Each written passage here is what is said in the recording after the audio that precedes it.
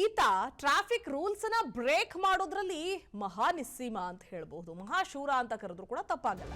ಯಾಕೆ ಈ ಮಾತನ್ನು ಹೇಳ್ತಿದೀವಿ ಅಂದ್ರೆ, ಈತ ಬೈಕ್ ಮೇಲಿರೋ ದಂಡದ ಮೊತ್ತ ಕೇಳಿದ್ರೆ ನೀವೇ ಒಂದು ಕ್ಷಣ ಬೆಚ್ಚ ಬೀಳ್ತೀರಿ, ಶಾಕ್ ಆಗ್ತೀರಿ ಗ್ಯಾರಂಟಿ. 300ಕ್ಕೂ ಹೆಚ್ಚು ಬಾರಿ ಟ್ರಾಫಿಕ್ ರೂಲ್ಸ್ ಬ್ರೇಕ್ ಮಾಡಿರೋ ಭೂಪ ಈತ. ಹೆಲ್ಮೆಟ್ ಧರಿಸಲ್ಲ, ಮೊಬೈಲ್ ನಲ್ಲಿ ಮಾತನಾಡ್ತಲೇ ಒನ್ ವೇ ನಲ್ಲಿ ಈತ ಓಡಾಡ್ತಾನೆ. ಈತನ ಹೆಸರು ವೆಂಕಟರಮನ್. ಈತನ ಗಾಡಿ ಮೇಲೆ ಬರೋಬ್ಬರಿ 300ಕ್ಕೂ ಹೆಚ್ಚು ಕೇಸ್ಗಳು ದಾಖಲಾಗಿವೆ. ಬೆಂಗಳೂರಿನ ಸುಧಾಮನಗರದ ನಿವಾಸಿ ವೆಂಕಟರಾಮನ್. ಈತನ ಬೈಕ್ ಮಾರಿದ್ರು ಕೂಡ 25ರಿಂದ 30 ಸಾವಿರ ರೂಪಾಯಿ ದುಡ್ಡು ಬರ್ಬೋದೇನು. ಆದ್ರೆ ಆ ದಂಡದ ಮೊತ್ತದ ಕಾಲು ಭಾಗನೂ ಆ ದುಡ್ಡು ಆ ಬೈಕ್ ಮಾರಿದ್ರು ಸಿಗಲ್ಲ. ಆದ್ರೆ ಈತ ಬೈಕ್ ಮೇಲಿರೋ ದಂಡದ ಮೊತ್ತ ಕೇಳಿದ್ರೆ ನೀವು 3,20,000 ರೂಪಾಯಿ ಇದೆ. ದಂಡ ಕಟ್ಟೋದಕ್ಕಾಗಲ್ಲ, ಬೇಕಾದ್ರೆ ಬೈಕ್ ಕೊಡ್ತೀನಿ ಅಂತಿದ್ದಾನೆ ಈತ. ದಂಡ ಕಟ್ಟಿಲ್ಲ ಅಂದ್ರೆ ಕೇಸ್ ಹಾಕೋದಕ್ಕೆ ಟ್ರಾಫಿಕ್ ಪೊಲೀಸರು ಕೂಡ ನಿರ್ಧಾರ ಮಾಡ್ತಿದ್ದಾರೆ. ದಂಡ ಕಟ್ಟಕ್ಕಾಗಲ್ಲ ಅಂತ ಅಂದಮೇಲೆ ರೂಲ್ಸ್ ಬ್ರೇಕ್ ಮಾಡೋದಾದ್ರೂ ಯಾಕೆ? ರೂಲ್ಸ್ ಬ್ರೇಕ್ ಮಾಡ್ಬೇಕಾದ್ರೆ ನಂತ ದುಡ್ಡಿದ್ಯಾ ದುಡ್ಡಿಲ್ವಾ ಅನ್ನೋದ್ರ ಅರಿವು ಸಾರ್ವಜನಿಕರಿಗೆ ಇರಬೇಕಲ್ವಾ? ನೋಡ್ತಾ ಇದ್ದೀರಲ್ಲ ದೃಶ್ಯಗಳಲ್ಲಿ, ಐ ಥಿಂಕ್ ಫಸಿನೋ ಅಥವಾ ಆಕ್ಟಿವಾ ಗಾಡಿ ಅಂತ ಕಾಣಿಸುತ್ತೆ. ಈ ಗಾಡಿಯನ್ನ ಮಾರಿದ್ರು 25ರಿಂದ 30 ಸಾವಿರ ರೂಪಾಯಿ ದುಡ್ಡು ಬರ್ಬೋದೇನೋ. ಆದ್ರೆ 3,20,000 ರೂಪಾಯಿ ದಂಡ ಈ ಬೈಕ್ ಮೇಲಿದೆ. ಕಾರಣ ಈತ ಒನ್ ವೇನಲ್ಲಿ ಅಡ್ಡಾದಿಡ್ಡಿ ಓಡಾಡೋದು, ಮೊಬೈಲ್ ಫೋನ್ ಯೂಸ್ ಮಾಡೋದು, ವಿತೌಟ್ ಹೆಲ್ಮೆಟ್ ಓಡಾಡೋದು. ಇದೆಲ್ಲದಕ್ಕೂ ಕೂಡ ಸಿಗ್ನಲ್ಗಳಲ್ಲಿ ಇವಾಗ ಹೈ ರೆಸಲ್ಯೂಷನ್ ಇರುವಂತಹ ಕ್ಯಾಮ್ರಾಗಳನ್ನು ಅಳವಡಿಸಿದ್ದಾರೆ. ಅದಕ್ಕೋಸ್ಕರ ಒಂದು ಟೀಮ್ ವರ್ಕ್ ಮಾಡುತ್ತೆ.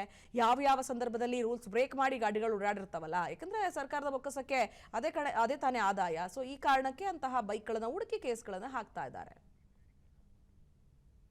ಈತ ಟ್ರಾಫಿಕ್ ರೂಲ್ಸ್ ನ ಬ್ರೇಕ್ ಮಾಡೋದ್ರಲ್ಲಿ ಮಹಾ ನಿಸ್ಸೀಮ ಅಂತ ಹೇಳ್ಬಹುದು, ಮಹಾಶೂರ ಅಂತ ಕರೆದ್ರು ಕೂಡ ತಪ್ಪಾಗಲ್ಲ. ಯಾಕೆ ಈ ಮಾತನ್ನು ಹೇಳ್ತಿದೀವಿ ಅಂದ್ರೆ, ಈತ ಬೈಕ್ ಮೇಲಿರೋ ದಂಡದ ಮೊತ್ತ ಕೇಳಿದ್ರೆ ನೀವೇ ಒಂದು ಕ್ಷಣ ಬೆಚ್ಚ ಬೀಳ್ತೀರಿ, ಶಾಕ್ ಆಗ್ತೀರಿ ಗ್ಯಾರಂಟಿ. 300ಕ್ಕೂ ಹೆಚ್ಚು ಬಾರಿ ಟ್ರಾಫಿಕ್ ರೂಲ್ಸ್ ಬ್ರೇಕ್ ಮಾಡಿರೋ ಭೂಪ ಈತ. ಹೆಲ್ಮೆಟ್ ಧರಿಸಲ್ಲ, ಮೊಬೈಲ್ ನಲ್ಲಿ ಮಾತನಾಡ್ತಲೇ ಒನ್ ವೇ ನಲ್ಲಿ ಈತ ಓಡಾಡ್ತಾನೆ. ಈತನ ಹೆಸರು ವೆಂಕಟರಮನ್. ಈತನ ಗಾಡಿ ಮೇಲೆ ಬರೋಬ್ಬರಿ 300ಕ್ಕೂ ಹೆಚ್ಚು ಕೇಸ್ಗಳು ದಾಖಲಾಗಿವೆ. ಬೆಂಗಳೂರಿನ ಸುಧಾಮನಗರದ ನಿವಾಸಿ ವೆಂಕಟರಾಮನ್. ಈತನ ಬೈಕ್ ಮಾರಿದ್ರು ಕೂಡ 25ರಿಂದ 30 ಸಾವಿರ ರೂಪಾಯಿ ದುಡ್ಡು ಬರ್ಬೋದೇನು. ಆದ್ರೆ ಆ ದಂಡದ ಮೊತ್ತದ ಕಾಲು ಭಾಗನೂ ಆ ದುಡ್ಡು ಆ ಬೈಕ್ ಮಾರಿದ್ರು ಸಿಗಲ್ಲ. ಆದ್ರೆ ಈತ ಬೈಕ್ ಮೇಲಿರೋ ದಂಡದ ಮೊತ್ತ ಕೇಳಿದ್ರೆ ನೀವು 3,20,000 ರೂಪಾಯಿ ಇದೆ.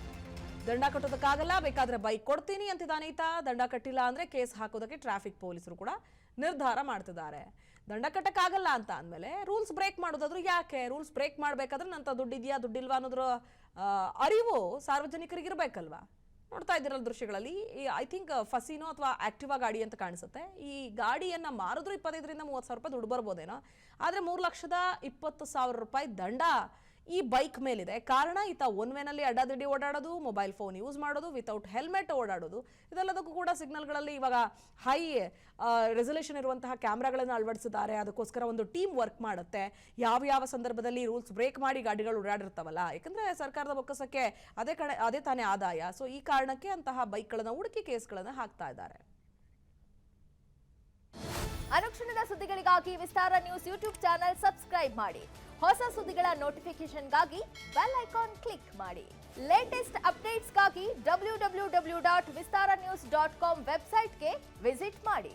ಅಂಗೈಯಲ್ಲೇ ಜಗತ್ತಿನ ಸುದ್ದಿ ತಿಳಿಯಲು ವಿಸ್ತಾರ ನ್ಯೂಸ್ ಕನ್ನಡ ಆಪ್ ಡೌನ್ಲೋಡ್ ಮಾಡಿ.